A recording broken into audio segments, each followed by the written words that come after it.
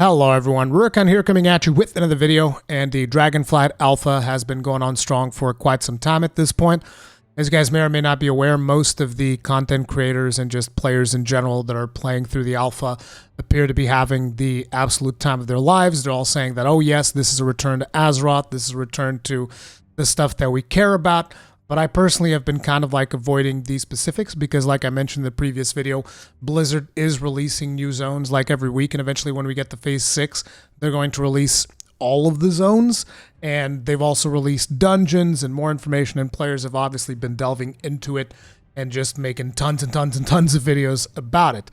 Now, like I said, I have been avoiding these specifics. The reasoning behind that is because, you know, if I'm going to give this game a fair shake, not that Blizzard deserves it, I would rather go in as unspoiled as possible to have as fresh of an experience as possible to actually try and experience a little bit of the joy of discovery for myself. We shall see if that is going to be possible or not.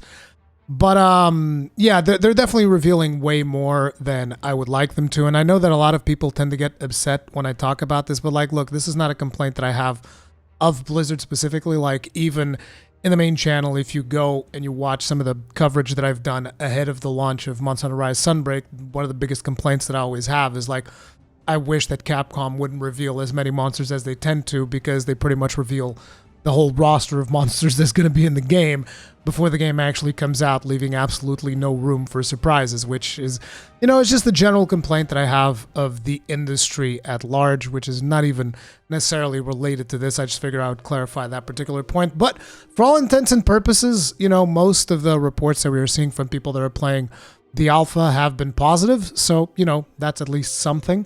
So maybe there will be something good there. We shall see. But naturally, the content that I have been following has more to do with like, okay, but what about the design philosophy of these zones? Like, what is the philosophy of level design, the philosophy of Blizzard, the way that they're approaching the game? That is what is most important to me. And recently, Preach did a video where he talks about a meeting that he had with Blizzard. And for those of you that are not aware, Blizzard apparently did not give Preach alpha access. Now, you might argue that that is because of the video that Preach made, where he says, oh, I'm not going to be covering World of Warcraft, and therefore Blizzard's like, well, if he's not going to cover it, it's whatever. But that doesn't really make a whole lot of sense, because as far as I'm aware, they've given alpha access to Zepla completely unsolicited.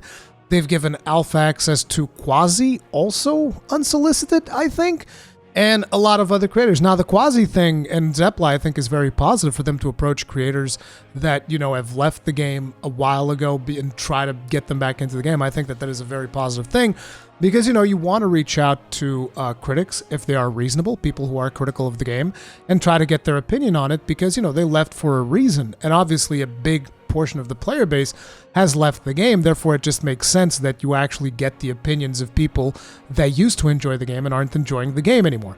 But Blizzard did not give alpha access to Mike, and, you know, in their meeting, they're like, oh, we thought you didn't wanted it.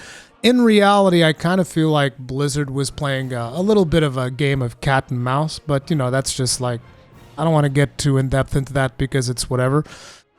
But apparently they went on a meeting. They said they're going to give him alpha access. At this point, Mike does have alpha access. But the most important thing that came out of that meeting was something that Preach discusses in this video.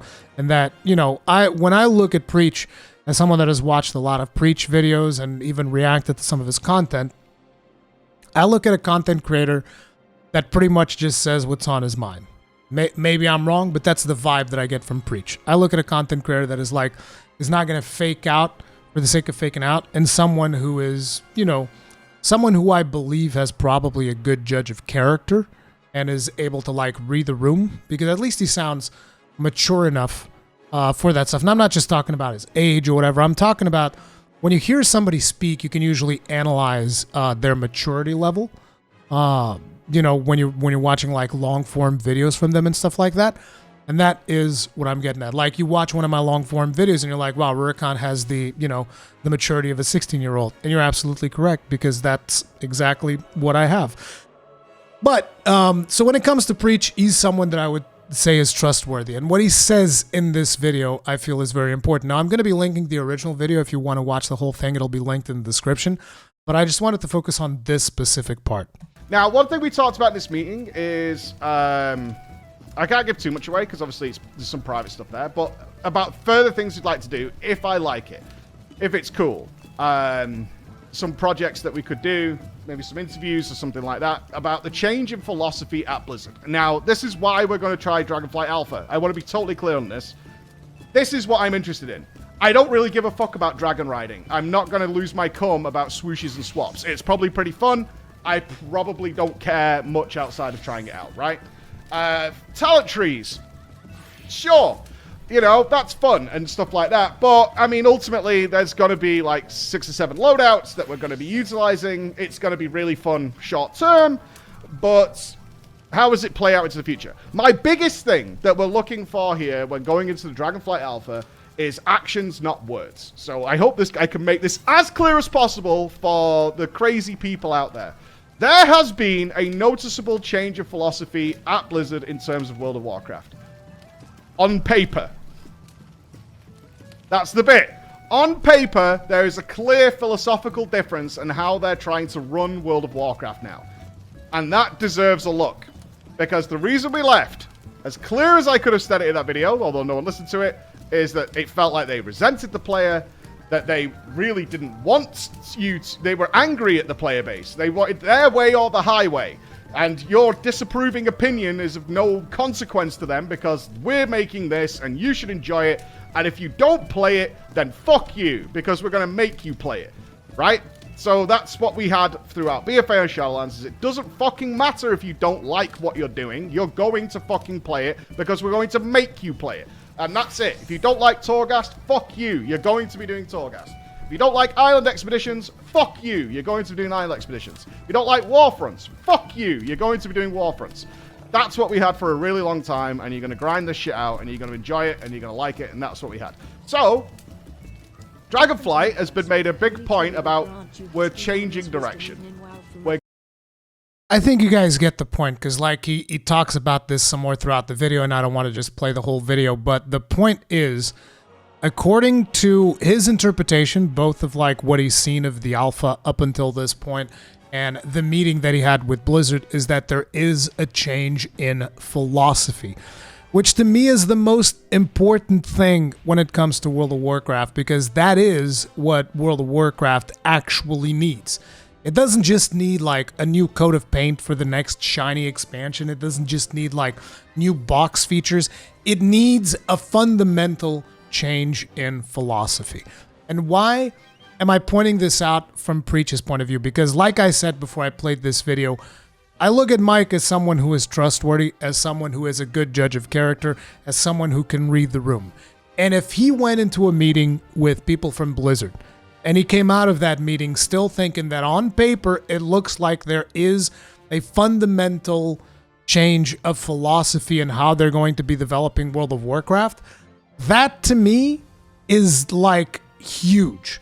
And I understand that for a lot of people, you are still going to be, you know, you're still going to think that, oh, this is not, I'm not getting involved in any of this. And like I've said a million times over, from a consumer standpoint, I cannot recommend anybody to jump into Dragonflight, and I wouldn't recommend anybody to jump into Dragonflight, because if I wasn't creating content around this type of stuff because I'm passionate about it, this is in a way, this is an outlet. I want you guys to understand, because I have huge nostalgia for World of Warcraft, and if I just do Monster Hunter and Dark Souls in my main channel forever and don't have an outlet into MMOs, which is a genre that I've been extremely passionate for years, because it's kind of like how I even began creating content, right?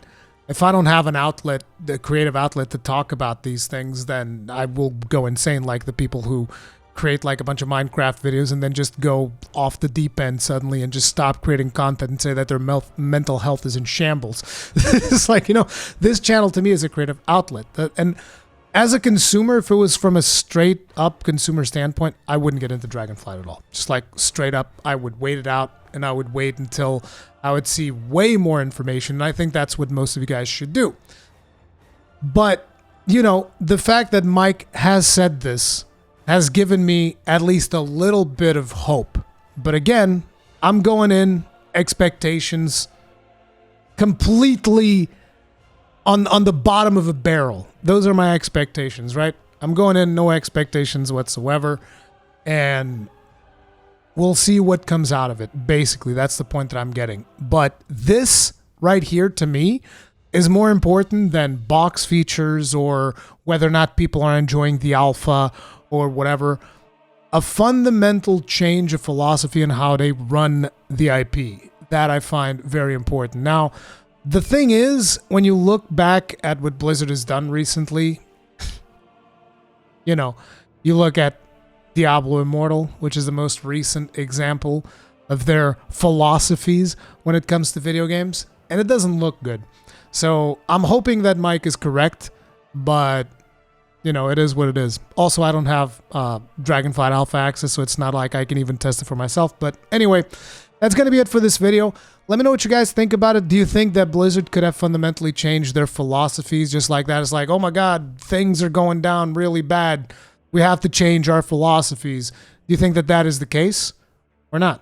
And by the way, unlike other creators that I've seen recently that are basically saying, oh my God, I can't believe that people are so negative about Dragonflight. It makes me wonder, like, what do you expect? You understand how people have been mistreated by Blizzard? Do you expect that whatever it is they do in these couple of months that people are just going to be like, yes, I'll come back. Like, what? Come on. That's completely and utterly unreasonable, and I think that a lot of content creators need to chill out when they start criticizing people for not just blindly accepting what Blizzard is saying and still, you know, having their reservations when it comes to this particular expansion. I think that's ridiculous. But anyways, I'm already rambling on a little bit. Let me know what you thought about the video. Let me know if you think that it is possible that Blizzard actually is undergoing a fundamental philosophy change when it comes to this stuff.